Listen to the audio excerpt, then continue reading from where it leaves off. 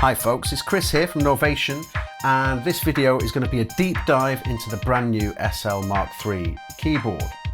In the video we're going to explore how we can use the SL Mk III as a complete standalone sequencer. We're also going to take a look at the zones section, the scales and the arpeggiator modes, and then we're going to see how we can tie all this in with your DAW software as well. One of the first things to note is that the SL Mk III is a controller keyboard, but it's also a very, very powerful standalone sequencer as well. At first, when we get going with the SL Mk III in the video, we're going to explore how I can use it to directly control all of the various different instruments that I have here in my studio. One thing to note as well is whilst we're down here in Brighton in my studio, it's not really usually set up for filming, so do excuse the cameras and lights that we've got here today. So, SL Mk III, a full-blown sequencer with a whole variety of different connections that we've got on the back here as well. So let's just, before we start on the sequencer, let's explore how we can connect. So I have my USB connection here, and of course that's going directly into the computer. This allows me to use the SL with any of my DAW softwares, Ableton, Pro Tools, Logic, Cubase, Propellerhead's Reason as well. All the major DAWs this will work with directly via the USB connection. Next to the USB, I've also got two connections via MIDI. I have my main MIDI output, which is connected to DIN out 1, and I have a second MIDI output here. And actually, I'm able to choose from the global menu, I'm able to choose whether the second MIDI output is set to through or is set to be a dedicated MIDI out. For me, this is very useful because my MIDI DIN 1 output here is connecting to the peak, which is then passing MIDI via the MIDI through to the Preen FM, which is then passing MIDI directly to the SP404 sampler over here. So that's one MIDI circuit. But I have my second MIDI output connected here, and that's going over to this side of the room, and that allows me to take control of the Juno, of the Korg Poly 61, and pretty much anything that I have directly on this side as well. So we've got our MIDI connections. Next to that, then we have a whole host of CV and gate connectivity as well. The SL Mk III is obviously a very strong MIDI controller, MIDI sequencer, but in addition, you have two channels of CV and gate control. So this is two sets of CV, two sets of gates, which can be addressed independently.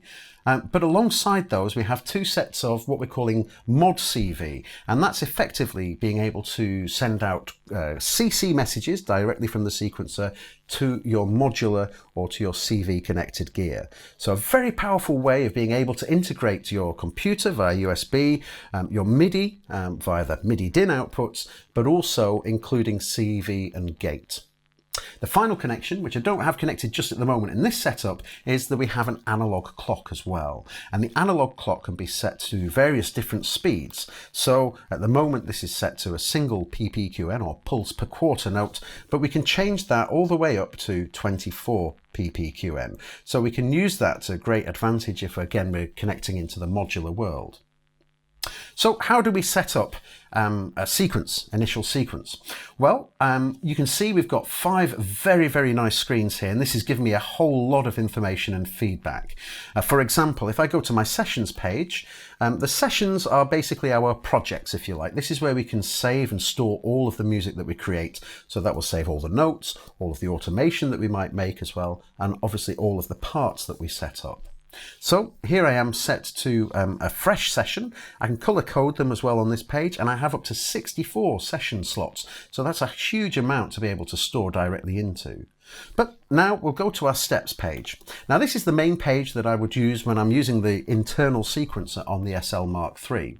And if I hit play, you'll see that I have my 16 pads underneath the screens here representing a sequence. The white pad that's moving across is what I would call the playhead, and that shows you where you are in the sequence, but each of the pads represents a step in your sequence. Now the sequencer is able to record up to 8 notes per step, which is a huge amount. So I can make nice big chords directly into the sequencer here if I want to. Now I want to connect my peak, and at the moment I should be able to play the peak. Oh, let's just go to my templates page and turn the CV gate off. We don't need that at the moment. So we're now just going via MIDI to the peak synthesizer. That's great, and I could quite happily easily sequence now. I'm just randomly putting some chords in there, but you can see it's very simple and quick to record into a sequence. Of course, I can hit record as well and play live in as well. But what I want to do is to be able to really take control over the instrument. Now, we do this using what we call templates, and a template is basically a selection of mappings that have been created directly in the template, and these allow us to access the 8 pots on the top here. In fact, we have 2 pages of the pots here, so we have 16 in total. I have my 8 faders here. I have 16 buttons on the side here, and these again can have a variety of different functions. And I can even map my grid section here to also give me either note messages or use the polyphonic aftertouch that we have in each of these pads to send out controller messages as well. But the first thing that I need to do is to load in the template. So I press Shift and Sessions, and this opens my template page. You can see it's printed templates across the top. And in here, I now have access to 64 different slots. Now, I've created a few mappings myself here, but also straight out of the box, we have a number of mappings available directly in the SL Mk3. If you want to create your own mappings, that's done through our Novation components software, and it's a very simple and easy way to be able to create your own mappings directly on the computer and then send them directly into the SL where they'll be stored. Now, I've chosen the peak from my templates list here, and I can also see my MIDI routing. So I have at the moment got the USB turned on. Well, I don't need that, so we'll turn that off. I have my MIDI output here, and I can choose that to be from DIN 1 or DIN 2. So I can basically say, okay, I want MIDI to come out of this first MIDI circuit, if you like, and then if I wanted to send MIDI over to this side of the room independently, I can do that as well. So we'll stick this to MIDI DIN 1, which is what we're connected to directly with the peak at the minute.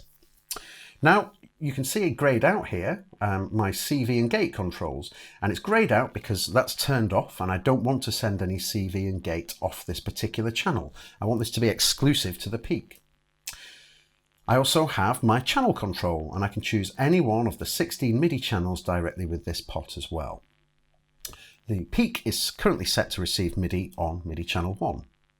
Now, if I wanted to, I can also change the colour of this part as well using the 8 coloured pads here. We'll stick with blue for the moment. It matches the nice screen print that we have on peak, so we'll stick with blue, but I could choose any of these colours for any of the parts at any time. Okay, so we're set up now, so I'm going to go back to my steps page, and you can see now that on the screens I'm given a whole host of different information. So for example, here is my frequency, the cutoff frequency for the peak.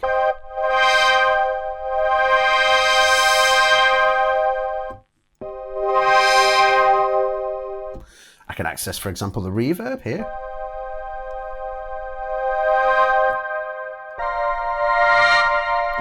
And a whole variety of different controls. So this means I can take control of the peak directly from the SL Mk3 without having to really reach over there and take control of the peak directly.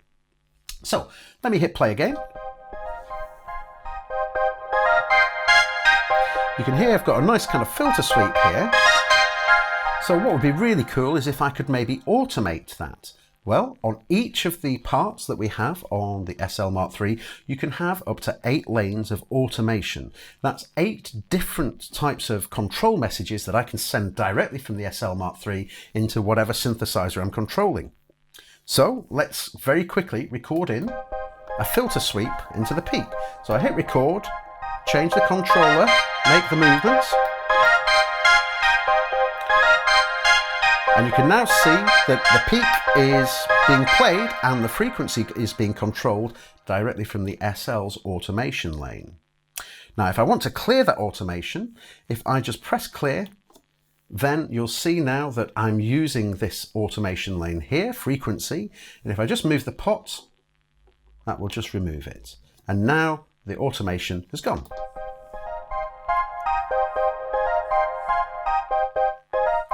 So very simple, very quick and easy to start to create your sequences. Now the next thing I'll do is I'll just create a very simple quick beat here with the SP404. So I'm going to go to the next part and I want to set up a new template on here. So I'm going to press Shift and Templates, and I'm actually going to just choose specifically a MIDI mapping here. This is just a very general basic MIDI mapping. I don't need to send it out of USB. I do want it to come out of DIN 1. Again, I don't want any CV and gate, but this time I want it to come out of MIDI channel 4. That's the separate MIDI channel that the SP404 is communicating on. Now for the SP404, for some reason I like the orange colour, so I'm going to choose the orange here. And now if we go back to our steps page, you can now hear I have my different drum samples available to me on the keyboard. So let's start to make a very quick beat. I'm just going to mute off the peak for the moment so we don't hear that, and I'll just very quickly tap in some kick drums. So just press a step, press the note I want. Okay, so now we have a kick drum recorded directly in. Now I'll find another sound, so there we go, a nice snare there, and I'm just going to hit record and live record this one in. So when we're ready, straightforward. Let's get another sound. So I'll take it out of record so I can audition.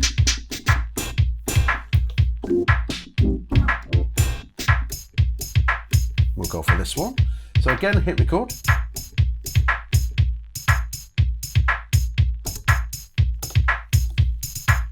So very straightforward and easy to use. Now, what if I play a wrong note and I want to remove that from the sequence? Well, I can press the steps and you'll see now that I get a red light to show me what notes are actually on that step. So if I go for this step here, you'll see we have the snare here. And if I press this one, you'll see I have both the snare and the hi-hat and the kick drum. But let's take off the hi-hat for that. So I press the step, tap the note that I want to remove, and that's taken it out of the sequencer now. Okay, so very straightforward and easy to use. Now the next thing I'm going to do is I'm going to connect into my Octatrack over here. And again, I'm going to go to the next template, or next part I should say, open up a template, and I'm going to choose Octatrack. Now in this instance, again, I want to send this now to MIDI DIN 2, and that's going to send it all the way over to this side of the room and allow me to control it. I also need to change my MIDI channel to MIDI channel 1, which is again the channel that the Octatrack is listening on. One thing that's really useful here is that I have my peak set on MIDI channel 1 on the first MIDI DIN output, and I have another channel 1 device, the Octatrack here, on the MIDI DIN 2 output. And of course they're kept completely separate. So this is actually a very powerful way of being able to manage your MIDI routing and all of that sort of thing in a space like this. So let's go back to our steps now, and if I hit play, we should find that when I hit play, the Octatrack is now playing. If I just switch to the first pattern, you'll see now that the Octatrack is playing. That's great, but obviously I can't hear anything at the minute, and that's because in my Octatrack mapping I have basically muted all of the parts here. So let's go into that. And I mentioned before we've got our 16 buttons on the top here. Now these buttons have a variety of different uses, and we can navigate using the arrows next to them. And if I go to the top level here, you'll see it says mute and solo. So at the minute I've muted the peak. Let's also mute the SP404, and if I hit play, you'll see now we don't hear anything. I can unmute, bring in the peak whenever I want, but for the moment we'll keep that off. And now on my Octatrack page, I'm going to press the arrow to go down, and now I'm going to access these different buttons. Now these buttons, the top row, specifically on the Octatrack mapping, are going to be mute switches. So if I unmute this part and bring up the volume, there it is. I can bring in the second part, again bring the volume in. I have a kick drum on this one. Bring in the other parts as well. So we've got a nice beat going there. If I go back up and unmute the SP404, we can have that join the party.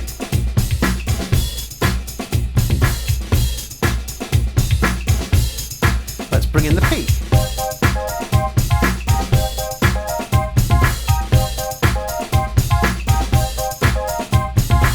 If I want to just solo a device, again, I can quite easily do that. So let's just solo the octatrack.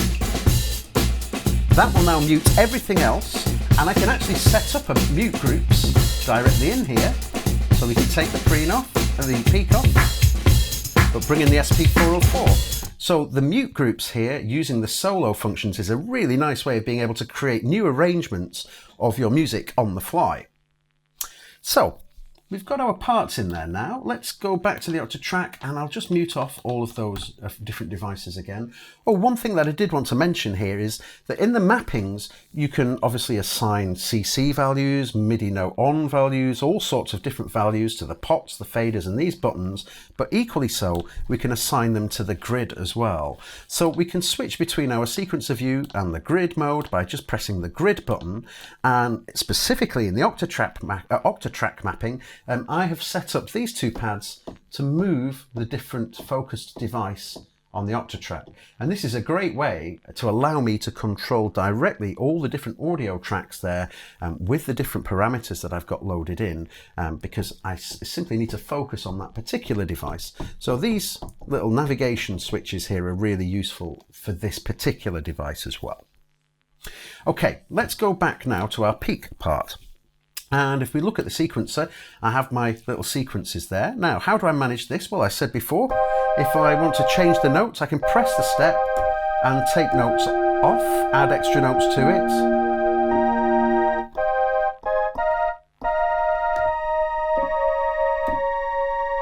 And so on and so forth. So I can really edit the notes as I wish. But also, what if I want to change, for example, the gate length and the note duration, and also the velocity of these notes? Well, we have a very nice way of doing that as well. I'll clear some notes out at the moment. So we've just got a very simple part. Let's just mute the SP, bring in the peak. Okay, now this first chord is a simple single step, which is okay, but actually what if I want to bring and draw that note out? So I can go to my options page, and now you can see I have access to velocity, gate length, and also the pattern page. So let's look at the gate length for the moment, and I can see here now I have step 1, 2, 3, 4 represented here on the screens, and it's this first step that I want to change. So I'm going to take this and put it up to being 6 steps. Now, let's see what happens now. Okay, that's good, but this chord is a bit unusual, so let's just change that round. That's perhaps a little better. Okay, that's fine. Maybe this step here is a little bit too short, so I'll put that onto 2 steps. So we should have a nice... And then this last step, well, step number 9, I'm going to press the arrow down, and you can see now step 9 is represented here. And once again, I can make that nice and long, so we'll go to 6 steps there. Okay. Okay, so we're now able to change the gate length. But another interesting thing is if I press the step, I'm represented all of the notes that are on that step.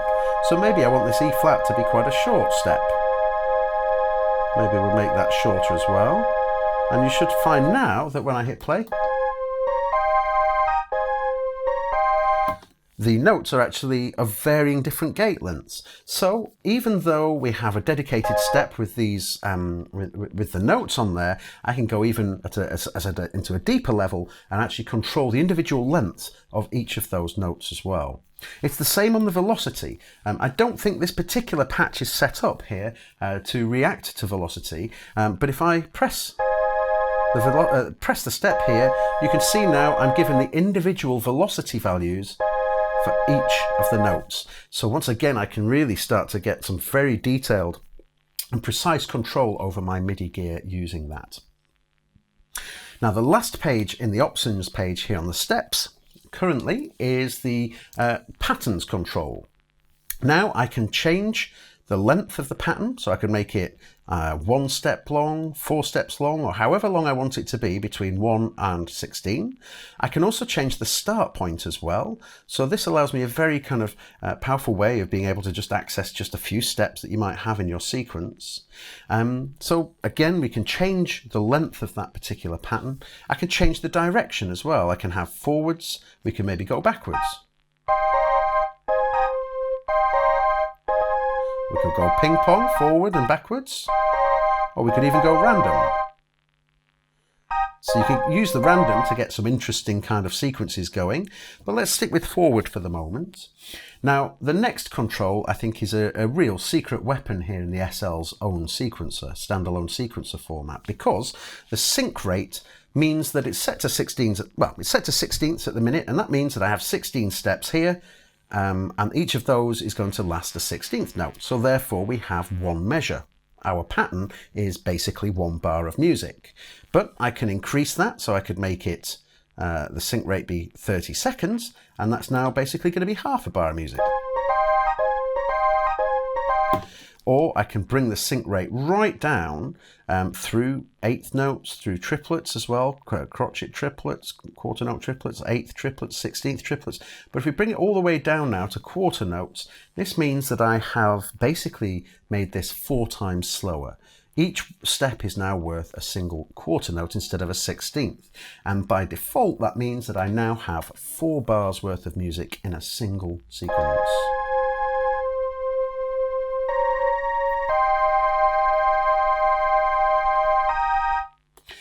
Now, the great thing about this is that that is per pattern, not per part.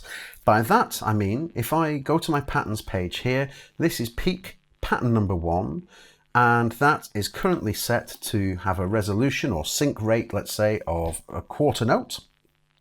Now, if I go to my next pattern, so we're on the same part, we're on the peak, we're going to look at the next pattern, and if I again go to my patterns page, you can see here the sync rate is set to 16ths. This is very powerful because it means now we have 8 independent patterns that can have individual sync rates set to them, or they can have individual pattern lengths set to them, start and end points.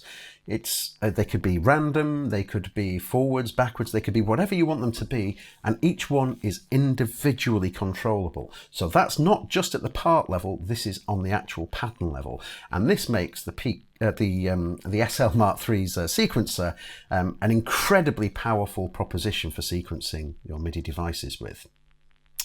Okay, now the next thing is let's mute all of these things again, and we'll just take a look now at some of the CV implementation as well. So I'm going to go to this next track here, and again I'm going to go to my templates. Now in my component software I created a while back a little labeled template called a no coast. And I can see here, I don't want to send it to USB. I don't need to send it to MIDI because it's been controlled by CV and gate. I do want to control it with CV and gate, so I've set that to CV gate 1. And at this point, the channel's not important because USB and DIN MIDI are turned off. There is no MIDI information going out. So it doesn't really matter too much about the channel at this point, but the CV and gate control obviously is quite the important one. So if I go back to my steps now, and here I have my no coast playing. But if you listen, I play a C here, go to my peak, they're completely out of tune with each other. So another powerful aspect that we've got with the SL Mark III is the ability to tune our CV tuning scales. And this can be very useful if you have a synth like the no coast here that is slightly out of tune. As I said before, here is the no coast playing a C, here is the peak, completely out of tune, but it's not a problem. So if I go to my global page, I can use the arrows here and find my way to the analog settings page, and I have a calibrate button. So I'm going to press calibrate, and this now takes me into a tuning page. Now I have my no coast here set up on CV1, and if I press this note, it's going to output the note A2. So what I need to do is to be able to tune this. Now I'm going to open up Ableton here, and on this first audio track, I've got a tuner set up, and if I press this low, A2, you see that's coming back with a B flat. So let's just use the tuning here. There we go. And if I press the high note, again you can see that's not in scale, so let's just tune that up.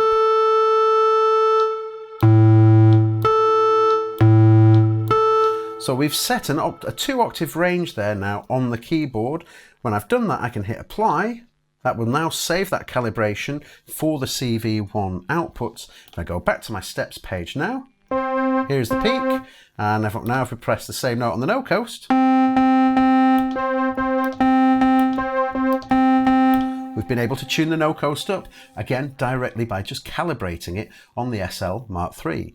That's a great way of being able to keep all of your analog, modular synth CV controlled synthesizers in tune, but also if you play around with the scaling a little bit, you can get some quite interesting microscales out of that as well. So it's something to explore, but certainly it's a very, very useful device for basically tuning your oscillators directly from the SL.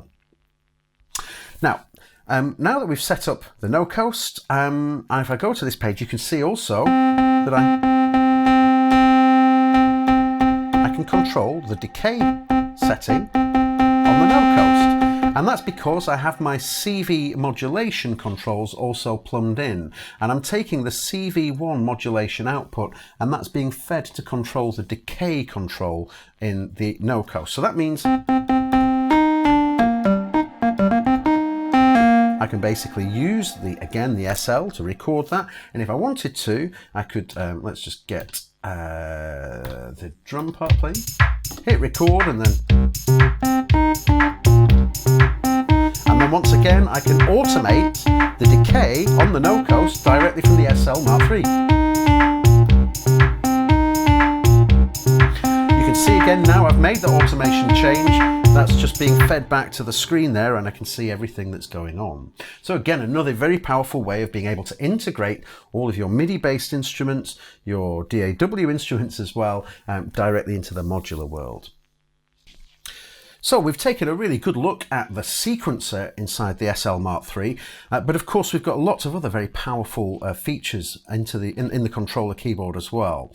Let's take a moment just to look at the zones feature that we have. If I press the zones button, this takes me to my zone management page. And if I press shift and zones, this will turn zones on. Now, if I just come out of the zones page, you'll see that above each of the sections of the keyboard, the LEDs are now matching effectively the part colors that we've created for our sequencer parts here. Using zones is a very powerful way of being able to combine the keyboard to play different instruments at the same time. So let's take a look at how we can set this up. And if I go to my zones menu, I'm currently looking at zone 1. Zone 1 can be either set to be a specific part, or we can turn it off, or we can actually have the zone follow the selected part. So when I choose the part here, it will automatically select that zone for me. But let's go to here and we'll set this specifically to be on zone, or to be on part 1, which of course is connected directly to the peak. Now I want to change the low key to be a bit further up the keyboard, so let's go to the top half of the keyboard. So zone 1 is now going to be activated here under the blue LEDs. Now let's go to zone 2. Zone 2, I'm going to just double check, we're going to put it onto part 4, onto the no coast. So let's put the destination part here to 4. I'm going to take the low key right down to the bottom, and again I could use the high key, and I could go into the same range as we set on zone 1, but actually we'll just keep it to the note below.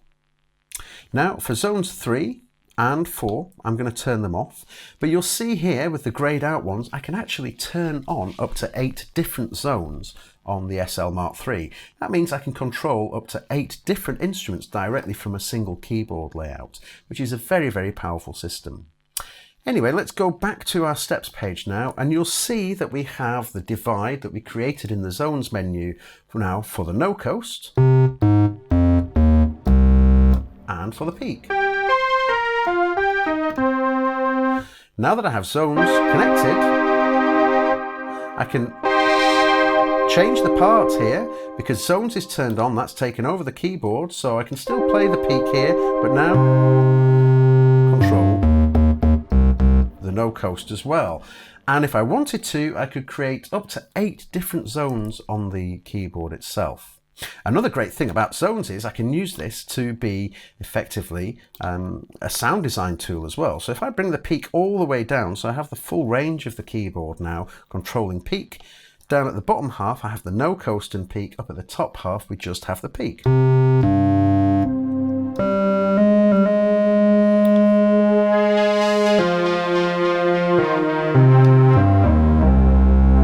So I can use this as a really nice sound designing tool. Another great thing for the zones feature is when you're playing on stage as well and you want to be able to control 2 separate synthesizers at the same time, you can easily do so using the zones feature. So that's a good look at the zones as well. But what else do we have? Well, let's take zones off for the moment and we'll go to our scales page. Now, to go to the scales menu, just simply press the scales button. If I want to turn them on, press shift and on, and now you'll see that the LEDs have all changed, and basically I'm now given a scale set out above the keyboard. So all of the wrong notes there have been removed from the scale, and I have a number of different ways I can manage this. In the scale mode I can have to snap, and that means that when I press the wrong note it's going to snap to the next right note. So it means I can never play a wrong note. I can also set it to filter, so now it won't trigger the wrong note, but all the right notes are still available for me to play. And if I go finally to display only, now all of the notes are available to play, but obviously only the correct notes in that particular scale are lit above the keyboard. This is actually a really great way of learning the scales, getting used to what notes are available to you in a scale, and you can use that as a little education tool as well. I have a number of different scales available to me, and you can see as I move through them, the LEDs are moving to the correct places, so they can always give me the right suggestions for the scales. And I can also use this page to transpose the sequences that I've created as well. And this can be set to be controlling one or all of the tracks. So again, you can turn tracks on or off depending on what you want to control. For example, on the second track, I have the SP404 with all the different drum samples attached to different notes. If I put a scales mode on that, it might actually force some of those drum samples to play a different sound simply because it's on a different MIDI note. So that's the scales mode as well. And then finally, let's have a look at the arpeggiator mode. Again, this is a very strong feature. I'm going to initialize my sound here on the peak, I think, and we'll listen to it using the peak. So let's just turn on arpeggiator, and in my peak settings here, I'm just going to very quickly get a kind of a short decay sound. There we go. Okay. So very quickly, from an initialized sound, I was able to use the SL there to get a reasonable sound that I wanted to demonstrate the arpeggiator with. So Shift and ARP will turn the arpeggiator on. Pressing the ARP takes you to the ARP menu, and you can see whether you control a specific part with the arpeggiator or whether you set the part to follow around as you navigate on the SL. Now at the moment this is set to up, and I can use it to go down as well, up and down, repeating the top and the bottom note, or random, or played, or even chord. So again, this is a very powerful way of being able to, to change the sound and play around with it. I also have a gate control. Now it's a bit difficult with this sound, but if I just get the sustain up a bit, and then we'll go back to the arpeggiator and increase the gate. So you can see that's a very powerful way of being able to, again, get different movement, different sort of flavors into the sound. But also I have a sync rate once again, so I could set to triplets, eighth notes,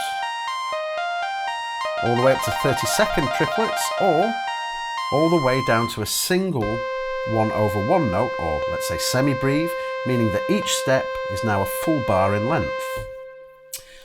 we'll now explore how we can use the arpeggiator in context with everything else. I'll put the sync rate back to 16ths, and you can see now I have certain steps that have been turned off. So as I now hit play, got the beat running, and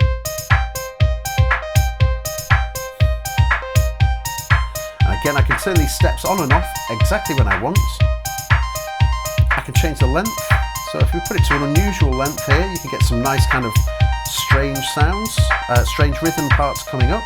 I press the latch button, it will hold the notes down, and of course that frees up my hands now to be able to play with the synth engine.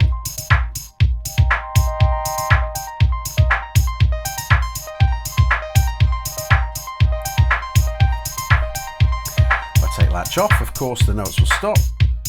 Let's mute the parts there. So the arpeggiator is a really very strong additional feature, allowing you to take some very deep level control over the sequences and the patterns that you have directly in the SL mkIII.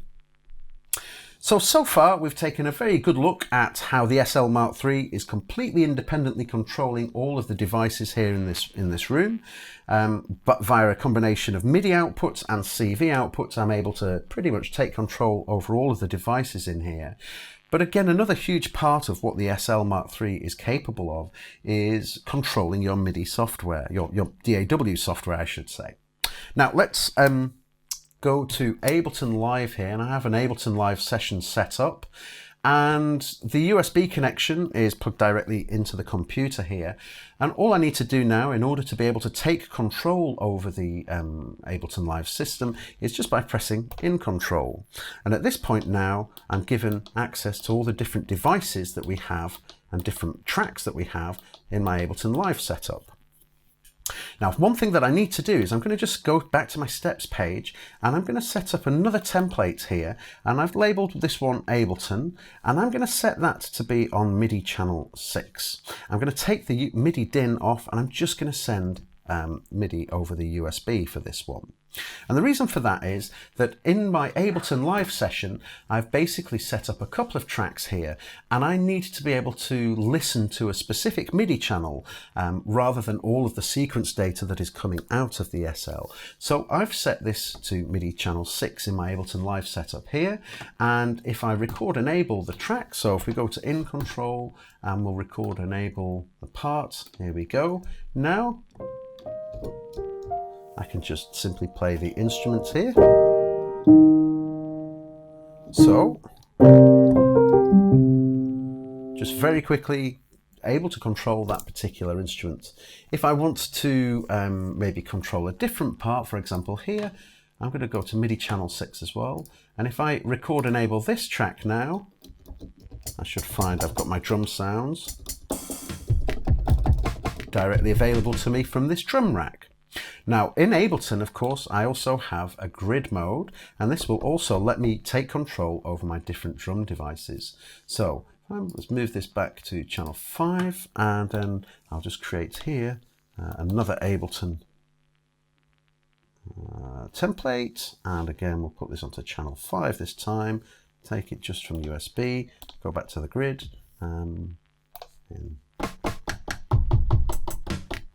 Now each of these pads is velocity sensitive, and it also features aftertouch. So I can use these pads to actually send out controller data as well as being able to trigger different drum parts. When I come out of the grid mode, you'll see that I can also access my clips directly in Ableton as well. So for example, if I trigger this clip here, and I have another clip playing that I don't want, which is the piano clip, so I'm going to press Shift, and that will now let me stop that particular clip. Again, if I want to, I can add extra clips to it. So let's find the other drum loop, this one, and that will trigger now. Again, I have my volume controls here, which is nice and easy.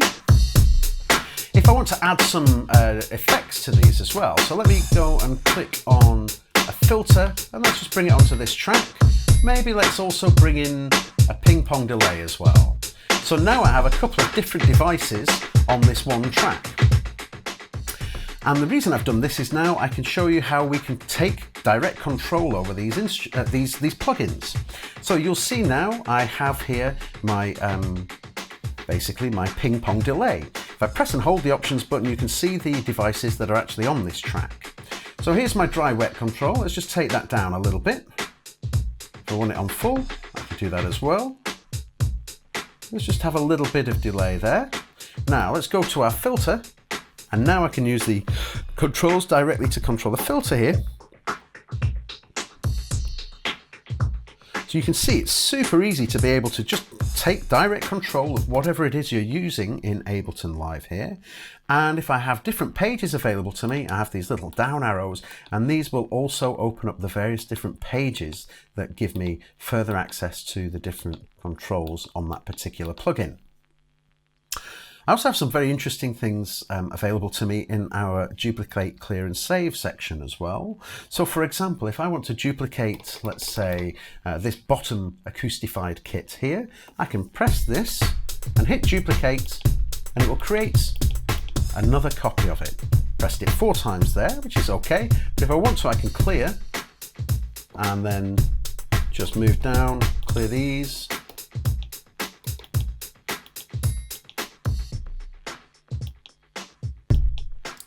So very quickly I can navigate my way around the Ableton Live screen, again without having to go to the computer or to the mouse or trackpad.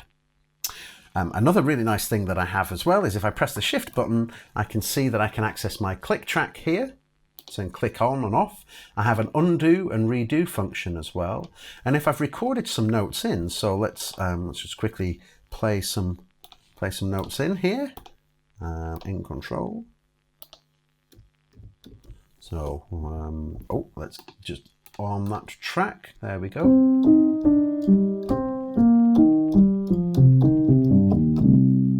I've just played some notes there, but if I hit shift now, you'll see that we also have included capture on here. This is a really neat feature because effectively now, the part that I've just played, that piano part, I can press capture and it will actually record that for me.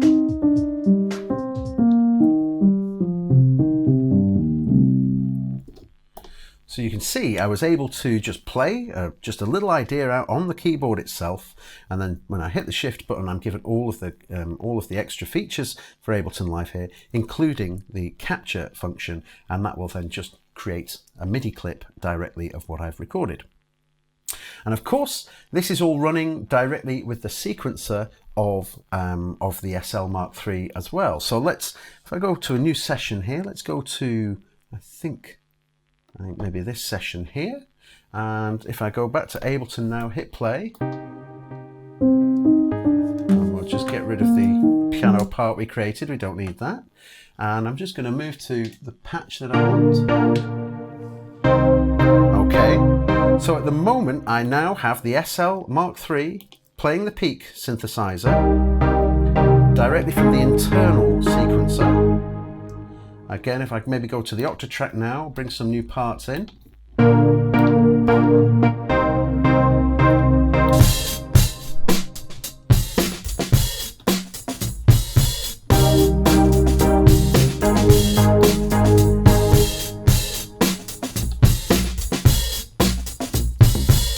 So now I've got the peak and the octave track playing. But if I go to my in control mode, I can start to bring in other parts as well, including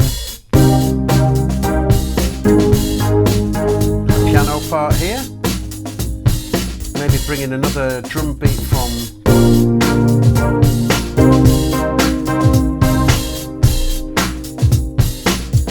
on this.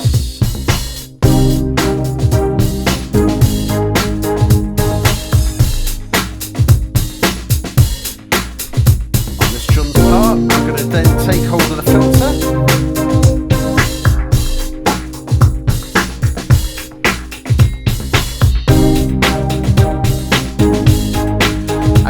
Back to the internal sequencer on the SL at any time and bring in any of the other parts that I want. So let's go for...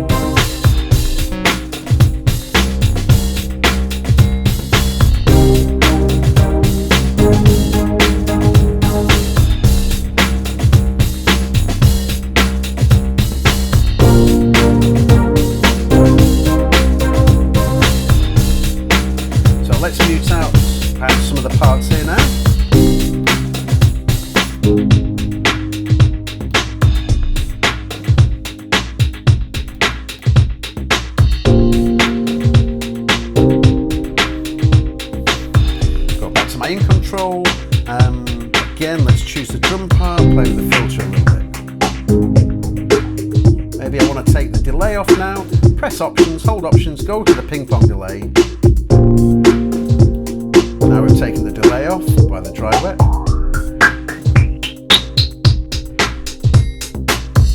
Again, if I want to stop any clips, press shift, stop.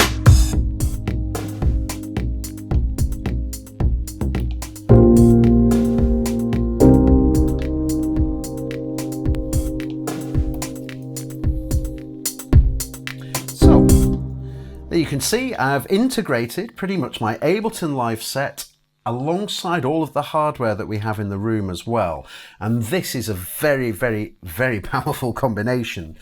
If you're a hardware user, the SL Mark III is an absolutely fantastic device. It's a full-blown 8-part sequencer with a keyboard attached to it. And for me personally, that is the really big news. A full-blown sequencer that gives you access to a keyboard. A very, very powerful and quick way of working. Of course, it connects to pretty much anything. We have our MIDI to all our devices in the room here that are speaking via MIDI, but equally, I've got my CV and gate controls here. So that allows me to take control of my devices such as the No Coast here, the SH101 in the corner there, and the old ARP 2600 here as well. So I've got full control over all of these devices as well. If I wanted to connect something with an analog clock so that I can keep things nice and tightly in sync, I have my analog clock on the output as well. But of course then all of these things are getting married together into the world of the DAW as well. And specifically with Ableton, we have some very, very deep level script control over Ableton's devices. And this means that the combination of Ableton in this room with the SL being the centerpiece, being the real hub, means that pretty much anything in this room can be just directly connected and I can create my music from this setup. So that was quite a deep dive into the world of the SL Mark III, the new controller from Novation. A very, very powerful system. The SL Mark III is available in a 49-note version, which is this one, or if you want the extra octave as well, there's a 61-note as well. If you want to find out more information about the SL, you can do so by visiting the www.novationmusic.com website, and you'll find all of the details about the SL Mark III there. I hope it's been interesting for you to explore this device, and thanks very much for watching.